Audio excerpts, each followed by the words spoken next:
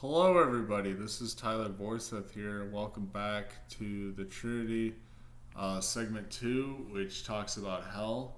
Um, we are on a bus to hell, basically, and Tyler meets severe lustful envy, or Miriam, and she essentially merges with him later to stop Tyler from getting consumed by lust, essentially.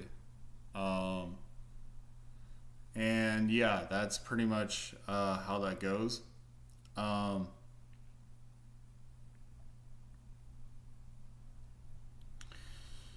yeah, anyway, uh,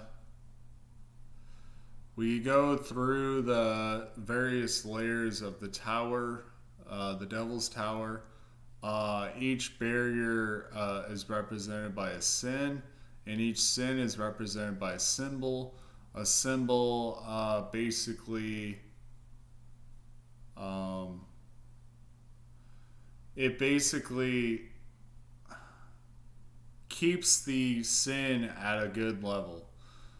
Like it stops the sin from being from having embodiments. The barriers stop the sins from actually commingling and becoming more powerful. Yeah, Tyler goes on a quest to break all the barriers. That's his quest. Um, he goes to lust. He puts Miriam, who's his dick, and he puts that on the barrier and it explodes. And then he goes to gluttony. Um, and there's a lot about highlights are like the zoo and the cannibals and also the bar. Those are kind of the highlights. The bar, basically, you have 50 drinks that Tyler has to drink in order to win a contest, to be able to proceed, I guess. The zoo basically has these grasses that strike through different creatures. They hurt them. There's like green grass, yellow grass, brown grass, and black grass. The black grass is the worst. That one actually goes through the body. The others, they basically sit on them or stand on them or whatever. Kind of a callback to Dante's Inferno, where you have the various sand, uh, places where you have the burning sand and people are either like sitting down on it, are standing on it, or are running away, trying to avoid the fire that's coming down on the sand. Kind of like that. Then gluttony. The stomach is what gets through the barrier for that one. And then we go to wrath, where we meet Steve at the Bloodthirsty.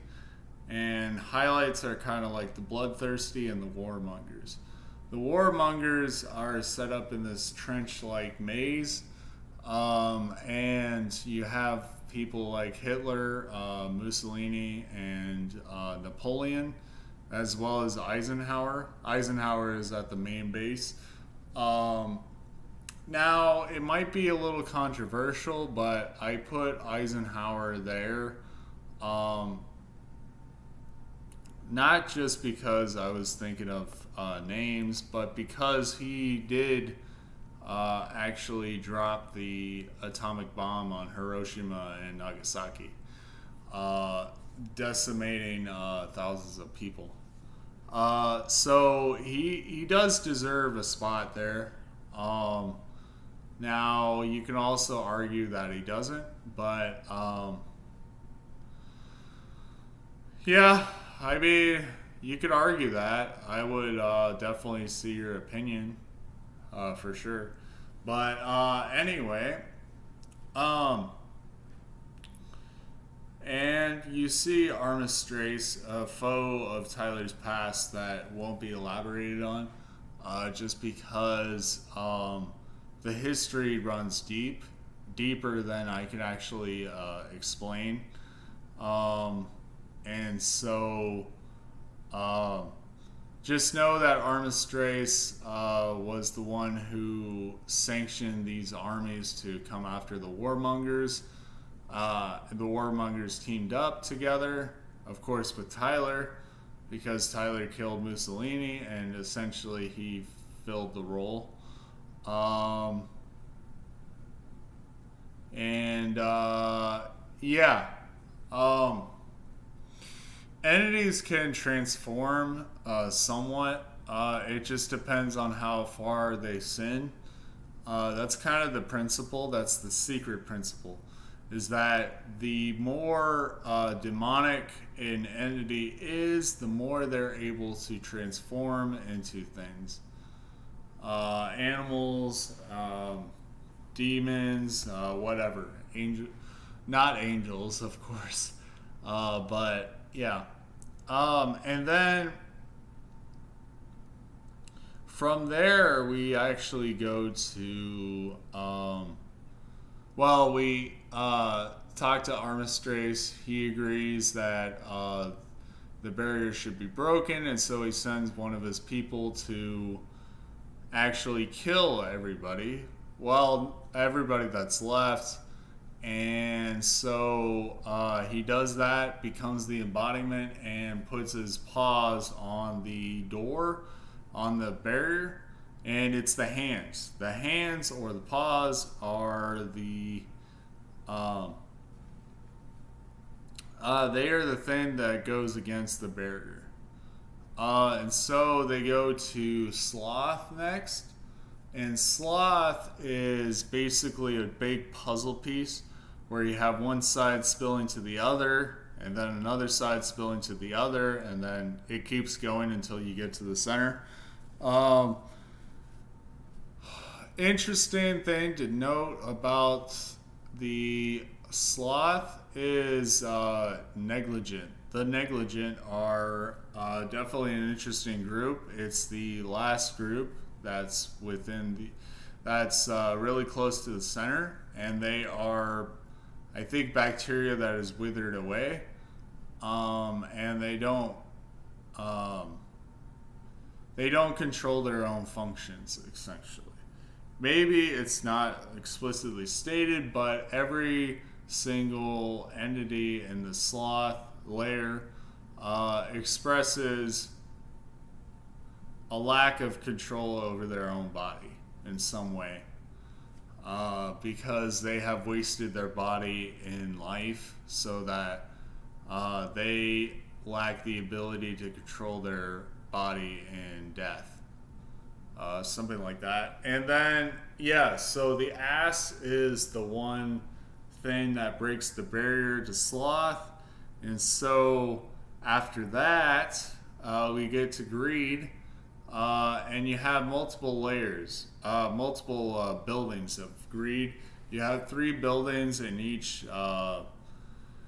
severity. Well, in each severity, you have 6 technically. You have 18 total buildings, and you have 6 different sections, and then the greed barrier. The greed barrier requires the heart, and the heart is in the conglomeration of a key.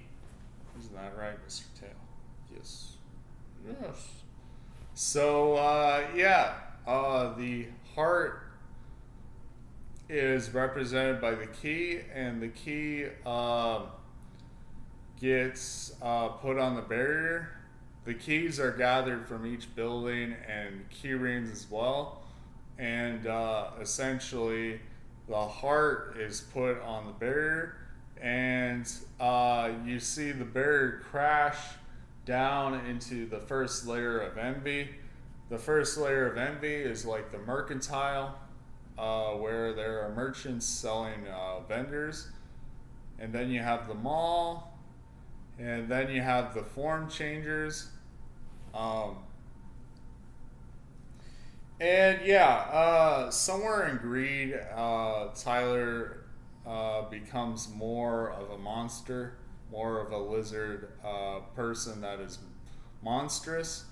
And once they go into envy, I think part of it is cleared. Part of that sin is cleared by going into envy. But Tyler chooses to be an anthro lizard female instead of male in wrath, and that's what she goes with, just because. And yeah, so Tyler and Steve are together and they go through envy. They eventually find the legs of the captain of envy, put the legs on the barrier because the legs are a symbol of envy, and essentially go to Pride. And at that time, God is hot in their tail, trying to find them and kill them, because he can't kill them in his own domain.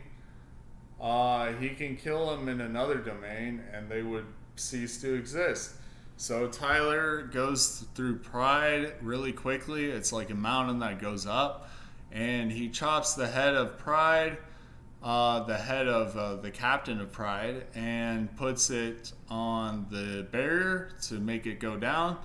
And then he goes to the basement where God is already waiting, and Tyler distracts God and simply slices through the chains that hold up the garage door, go into the garage door, past the other side to purgatory. And that is segment 2. So anyway, I hope you enjoy this video. It took some thought. And honestly, I don't really care how much views this gets. I just do this for the passion of my books, and that is all I'll do it for. Anyway, have a good day. Bye.